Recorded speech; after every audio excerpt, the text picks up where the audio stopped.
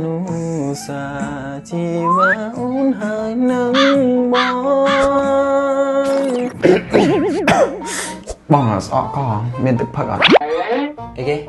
ស្អីទឹកចាំទឹកទឹក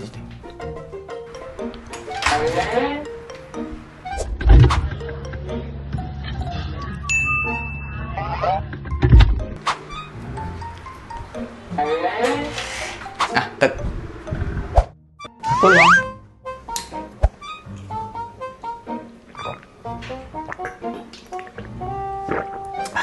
ចុះមកនេះទឹកអីគេបងឆ្ងាញ់លេចុះមានដៃកាន់ដៃយូរទេនេះអូអត់ដឹងថាទឹកអីគេមកតែមើលមើលទឹកពិសាបរិសុទ្ធអេកូ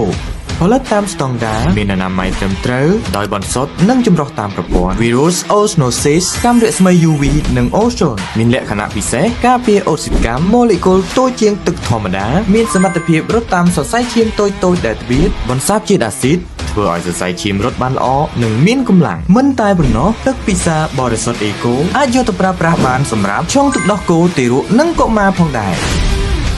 ទឹកអេកូធ្វើឲ្យជីវិតស្រស់ថ្លាចូលរួមសហការដោយ